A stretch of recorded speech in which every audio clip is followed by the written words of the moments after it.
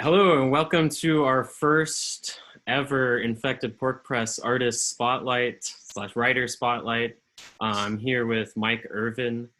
He's one of our writers for our book, The Fabulous Tea Babes. Thank you for joining us, Mike. Glad to be here. The first, huh? Wow. Yeah, the first. We're doing it. So, just a little questions about yourself. I know you've grown up in Chicago, but have you always been a writer? Yeah, actually, I was born on an army base in Germany, and then my parents moved to Chicago when I was 1 year old on the beautiful southwest side, better known as the southwest side, and over by Midway Airport. And then, yeah, when I was about 10 years old, I read for the first time a columnist named Mike Royko, Royko, Hmm. who was very sarcastic and funny commentator. And I liked him, and I thought, wow, I would like to be like him. And I kind of never changed my mind. At first, being a sports fan, I thought I'd be a sports writer, but then I thought, I want to write about more than sports, and I never changed my mind. And here I am, more than a half a century later, still doing it. Still doing it. That's great. So when did it become more of a professional thing for you? Well, I went to college in the 1970s, 74 to 78, at Southern Illinois University, and I had to choose a major. And like everybody, I waited until I had to. I gave it a couple of years to see if there's anything else that I wanted to do. And with the possible exception of anthropology, I found nothing else that I really was that interested in that I wanted to do. So I made the commitment then, majored in English and journalism. And then after college, I got a job at a daily newspaper in Chicago called the Daily Southtown. And that's kind of when it started becoming more of a really professional thing that I was Hmm. actually getting paid for and committing time to, that kind of thing. Oh, that's great. I know you also run a blog called Smart Ass Cripple. Right. Can you tell us a little bit about that? Sure. It's just something I started in 2010. Various people have been telling me they thought it was a good format for me because it's kind of short and sweet. I liked the idea of having total control, it being the one aspect of my life where I don't have to ask anyone's Hmm. permission or get anything edited, which is both good and bad because if I screw up, then it's only me to blame. I can't blame it on an editor or anything, but that's okay. And I called it that because, as the first entry says, I wanted it to create attention, which I think to create attention, I didn't want to say attention, that I believe the phrase smart ass cripple creates. In the first entry, I say, someone will say, oh, let's let's get him, let's beat him up. He's a smart ass, but then they'll say, oh, we can't do that, but he's because he's a cripple. And that the two don't do together, and it makes all people all confused, and they Yeah. don't know what to do. So that's why I picked that name and started it. And the things that I write, I sort of look at in a anthropological sense. I look at it, perhaps I'm flattering myself that anyone will care several years from now, but I look at it as something someone will look at several years from now and get an idea of what life is like now for disabled folks Hmm. in this time and place and what it was like in the past. Hmm. And I don't write a lot of comment on news stories or current events or things like that. It's a lot of experiences from my life and other people's lives and ruminating on some of the stranger aspects of society and that kind of thing. Yeah. Yeah. Yeah. And you spoke a little bit on it, but it goes along with the name. Something I really like about it and your style of work is that it sort of through humor makes people and just being provocative makes people uncomfortable and um, and I mean in general when you're talking about whether it be disability or stuff that people aren't really used to talking about, they already are uncomfortable, but when you Right. also use humor at it and poke fun at yourself, it kind of breaks down that barrier.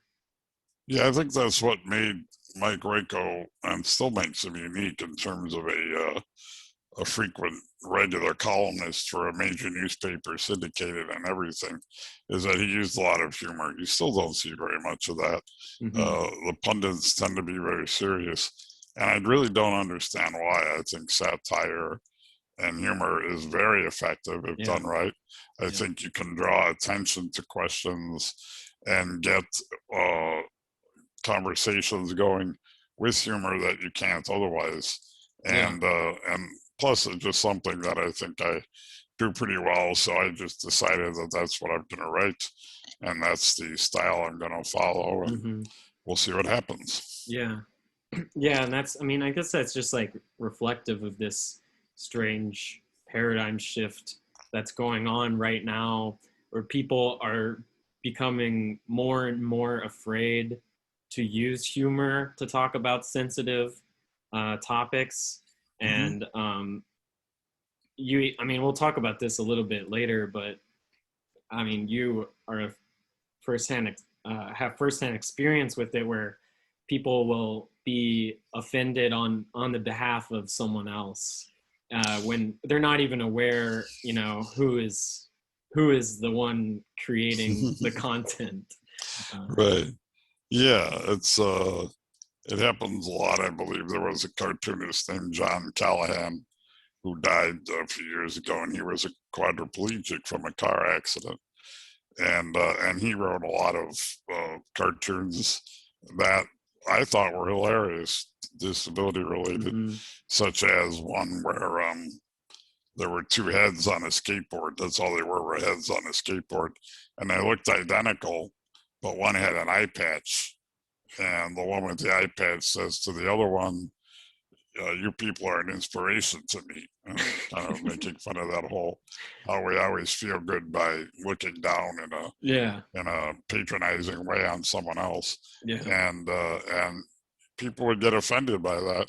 But he told me once that nobody with a disability ever did, and I think Mm-hmm. it's because people feel a discomfort initially because they don't associate lightness and humor and parody with disability, Yeah. and they automatically think discomfort is wrong, so they automatically think that it's wrong that you're doing this, Mm-hmm. and I think discomfort is not always wrong. Sometimes it's what we have to push people into because they hide behind it and avoid dealing with things that they ought to deal with. Yeah, absolutely.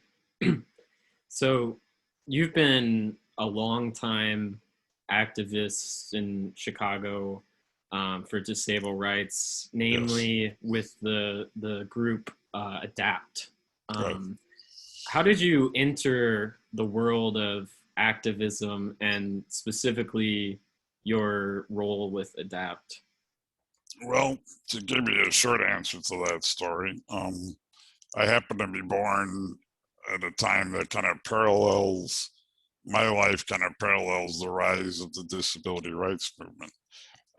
The first major disability law was signed in the late 60s, the Architectural Barriers Act, and then there was the Rehab Act of 1973, which is the year before I started college. So the movement was emerging at the same time that I was emerging as a person.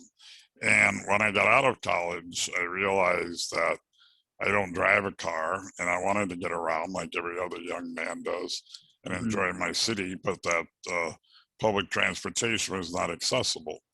And there happened to be a movement called the DAP going on in Denver, and that whole history I'll spare because it would take a while. But Mm-hmm. they were going on in Denver, and they were fighting for access to public transit.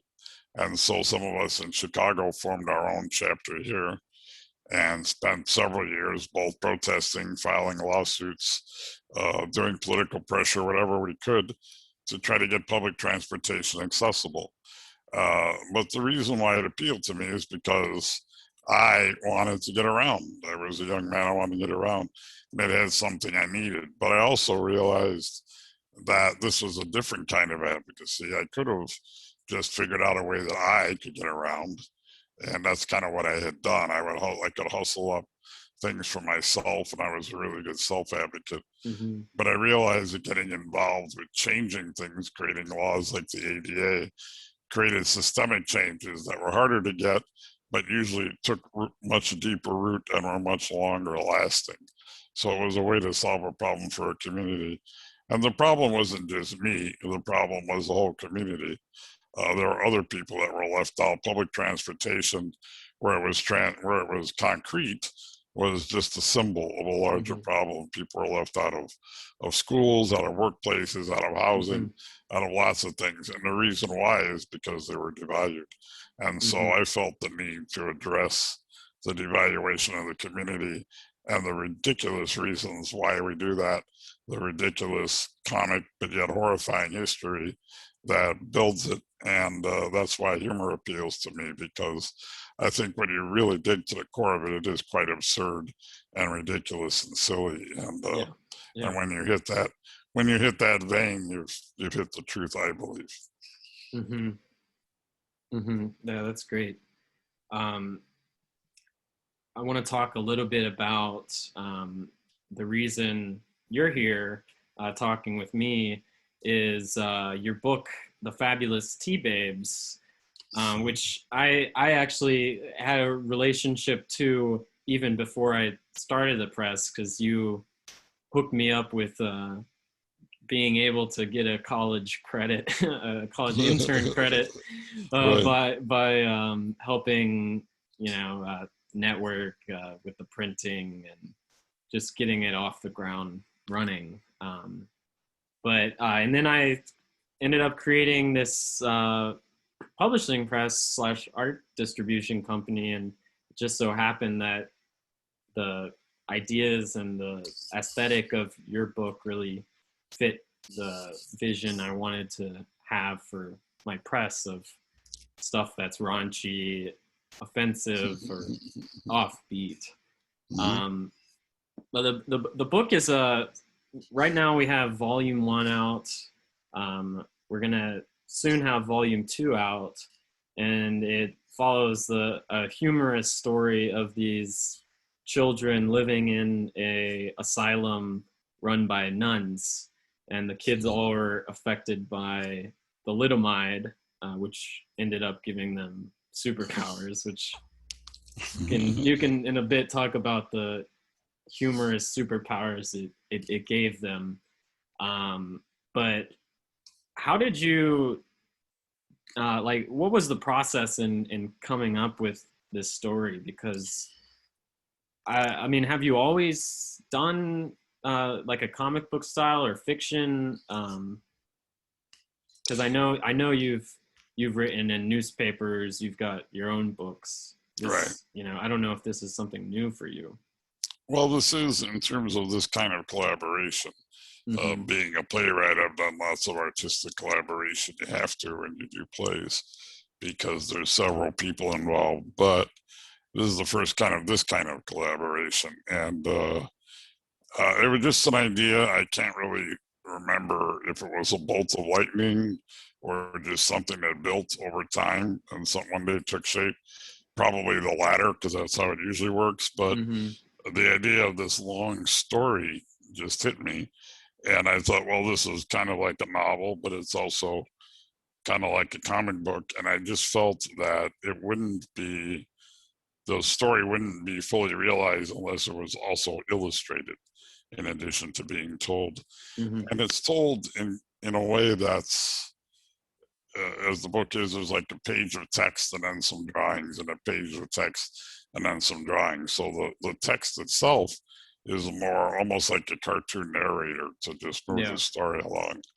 And I thought the style really was, the story would not be nearly as effective without being drawn. So it took me a while. I approached various people that were artists, and I had a friend once actually draw pictures of the nuns, but it never really got off the ground until I finally hooked up with some folks that started to put it on paper. And then I thought, Mm-hmm. wow, there they are. These people that I've been envisioning all these years, they're alive. And here they are. And then I just Yeah.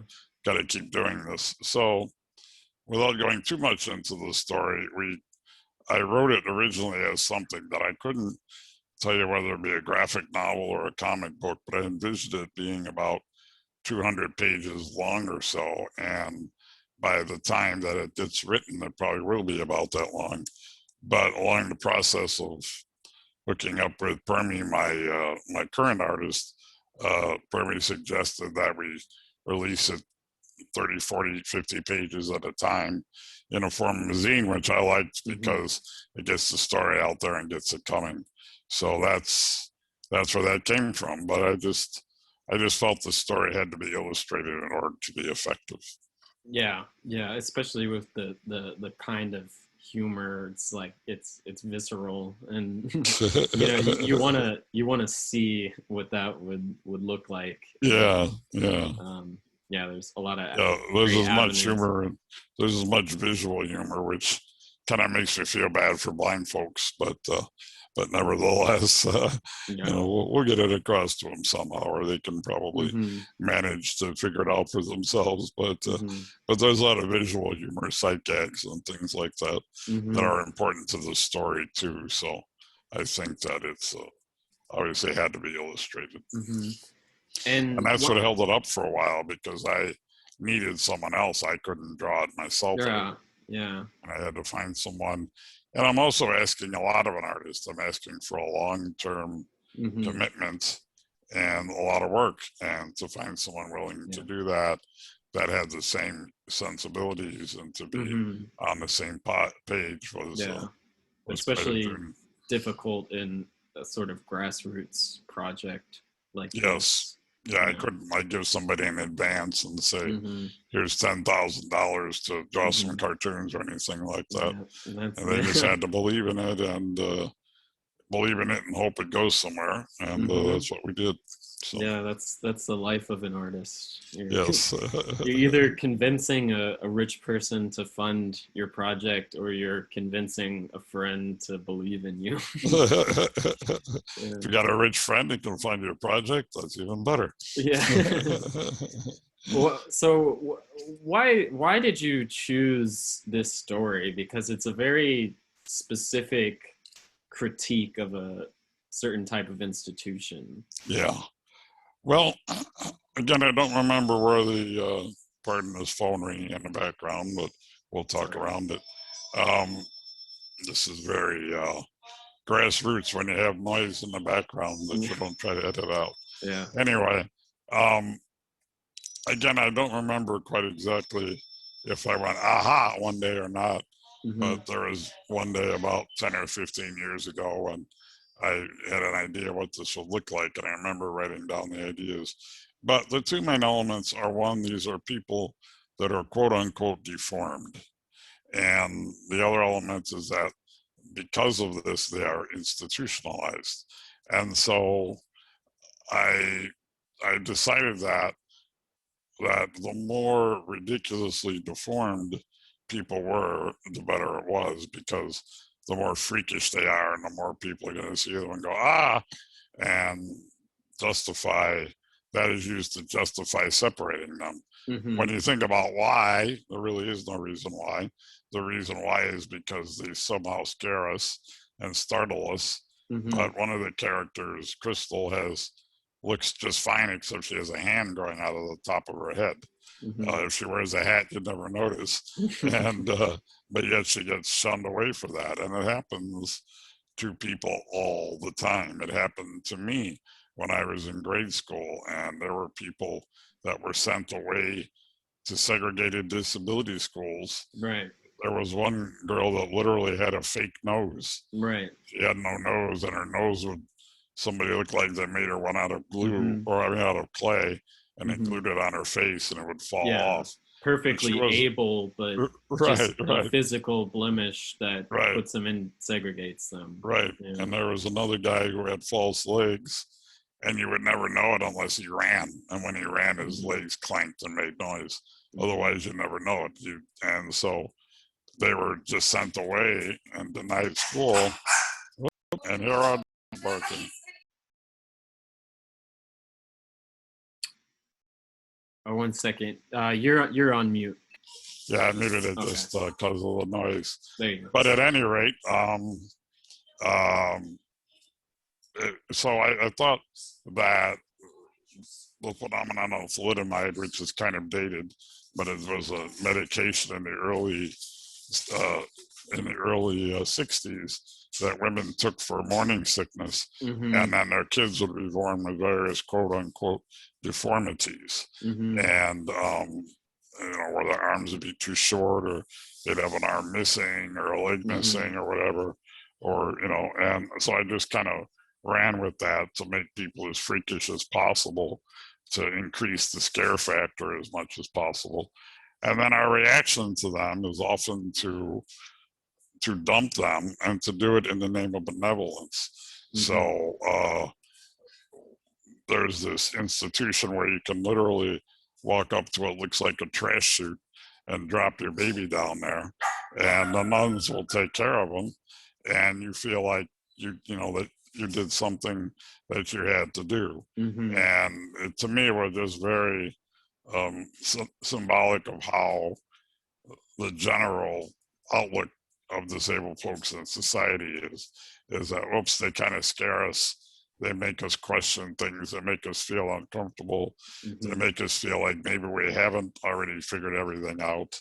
And so therefore, let's just get rid of them and Yeah. act like we're doing them a favor.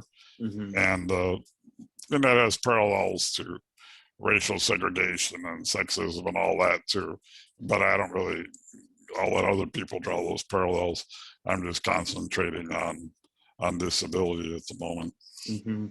And specifically with this book, it's referencing this segregation. I mean, and you mentioned, like, under the guise of benevolence, that it's somewhat justified um, by religion. Yeah, the Catholic Church gives it this veneer of charity and benevolence, and that's the other element. Is the whole idea of charity has been something that I've found very fascinating Mm-hmm. over the years, because charity is, to me, usually is covering up some pretty deep injustice and deep inequality. We don't want to actually deal with somebody, so we just kind of throw a few things at them and call it charity. Mm-hmm. And then the person in the position of charity is kind of in a beggars can't be choosers position, where they're just expected to accept it no matter what it is. Right. And it relies on certain people being and remaining very powerless. And so Mm-hmm. this is also an examination of that, of where that comes from, how it's propped up, how it flourishes, and how to Mm-hmm. go about undermining it. Yeah. Yeah. I mean, I think a lot of it is, um, you know, it's with any form of charity. Everyone has good intentions with it. Right. But there's so much that goes on behind the scenes that people don't know about. It's like when people get salty that a homeless person doesn't want to accept food from them, but they've gotten offered food 10 times today. They just want some money to buy, a drink or something, or, gas, whatever it is. But I mean, and in this case, like, people thinking that they support an institution because they are claiming to take in disabled people to take care of them, but that's all they know. Yeah. They don't see what happens inside, and there's, like, very deep power structures that are there to, it's on purpose that you don't see what goes on. I mean, we had a interesting conversation the other night about unfair unfair wages paid to disabled people. Yeah. And like, I mentioned that, especially if you're working, if you're getting paid, like, whatever it is, like 30 cents an hour, and it's in a place that you live, it's not much different from being a modern day slave in prison. Yeah, and I think a lot of the reasons why when you say good intentions, that's part of the problem, is that I think the appeal of it is that it gives people a sense of relief. Like, well, Hmm.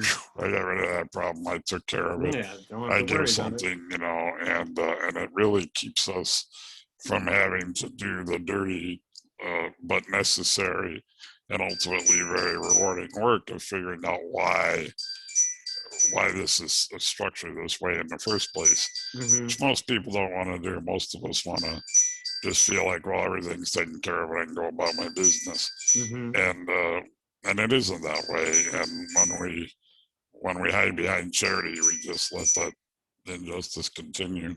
Yeah, yeah, and it's really hard for people to hear that something that they believe is good is has a lot of problems, especially when it's something ran by Catholics and they're religious. They don't want to hear that they have problems with that, and, and but and which is something that is also hard to digest with the type of humor in the book specifically for Catholics.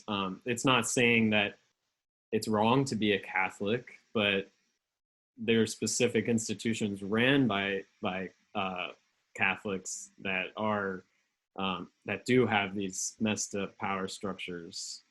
Yeah, and I think it's the idea, again, it's even though it's specific because I was raised a Catholic, it's on a symbolic level, it's also questioning infallible authority, whether it's religious, political, or whatever else, because there is no such thing.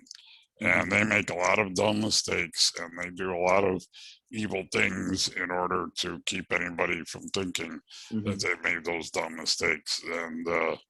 And so that's part of, well, what's going on here too, is us exposing them for the ridiculous people that they are. And I think in their hearts that they know they are, but they try to overcompensate by acting like they're so lofty and holy so Yeah. that we won't really see how ridiculous they are. And they're really no more ridiculous than the rest of us. They ought to just admit it and get on with it. But they want to be above it all. They want to act like Mm-hmm. they're not susceptible to the same things that we all are. Mm-hmm. Yeah. Well, I hope that this conversation about humor on the edge, offensive humor makes makes people eager to check out uh, just what is in this book that is getting people so riled up enough to actually ban the book Yes, from Chicago comics. yes. You want to speak a little bit about the strange encounter you had with Chicago comics? Yeah. Well, there are places where you want, when you put out something like this, where you want to have it on consignment, and one of Mm-hmm. them was there. And I took some copies there about 2 months ago. And periodically, as the author, you check in on your sales and those kinds of things. And when I called in about a week ago, they said, you'll have to come pick it up. It has offensive language. And I thought, well, this is a comic book store. Is this really the Mm-hmm. most offensive thing in a comic book store? Yeah. And I was on it really curious because if it is, then that says something about what's offensive and what's not, because it's probably more politically offensive than anything else. And but I also wanted to know. I try not to take shots at people that don't deserve it, and maybe I did. And if I did, I needed to know that because I don't want to do that. Mm-hmm. And so I wanted to know who object. I didn't care who objected. I just want to know why. Yeah. And they refused to tell me. The manager just kept. He said at one point, "You're the author. You should know." He Mm-hmm. said there was a word, an offensive word, that appeared on every page. I went back and looked, and well, there isn't a word on every page, but the pages that do have words, the only one I could find that was anywhere close to every page was the word "the." So I figured maybe he was offended by the word "the." I don't know. And then I asked him that, and I guess you'd appreciate that too much. He didn't answer, but yeah, No. they banned it, and they would just not even say why. And I think that that's cowardly to open up that front, take Mm-hmm. a shot, and then run away. It's like hit and Mm-hmm. run. And if you're going to take a shot, you should at least say why. Right. And again, I think my main reason for really wanting to know was because I don't I don't set out to offend people, but I don't avoid Mm-hmm. offending people. And sometimes offense is what's needed. And I Mm-hmm. wanted to know where it was coming from. If it was coming from a source that I think is equally offensive, then I wouldn't really care. But if it was from a source of people that are getting shot at a lot, then I would not want to be a part of that, and I'd want to know. Yeah. And they didn't tell me. So Mm-hmm. anyway, I I I hope that it offended them in the right way, and I'm going to assume that it did. And I hope that it offended them in the sense that it made them uncomfortable to look at a truth about themselves, and Mm-hmm. not just about themselves, but about all of us. Yeah. And well, maybe someday I'll find out. I don't know. Yeah, it's just a very disrespectful way of going um about it. Like, you would at least assume that a store that, carries the works of local authors would be open to having a dialogue, a mature dialogue Yeah, about the contents of a book. Like, you can't even just say what it is about it. Like, it's not like you were going in there cursing at them like, you don't know this. Like, you just wanted to know, what is it about it. And and it's not like you're some, no name jerk just trying to push buttons. Like, you've been making work about disability for years. yeah, and it's. I'm trying to think about where I was going to go with that, but the offensiveness of it, if it was just politically offensive, then great. That's again, I don't set out to shock, but sometimes when you're just digging, you hit on something Mm-hmm. shocking. And then Mm-hmm. I want to also people analyze why is it shocking. Here we have the story revolves around a lot of people that are quote unquote deformed.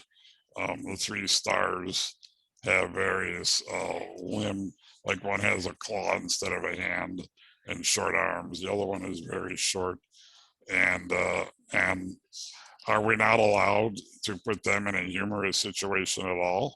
Mm-hmm. Are we just supposed to show them as terminally tragic, that there's nothing? Mm-hmm. That's very disempowering. And if that was the objection, that we shouldn't be quote unquote making fun of these deformed people, then I think that that's what we're shooting at here. That's what Yeah. we're trying to get Yeah. across, is that everybody should and does have agency in their lives, Mm-hmm. and we should be trying to encourage them to find out what that is, rather than just locking them up and making them feel like until they can be somebody else other than who they are, that they can't be complete.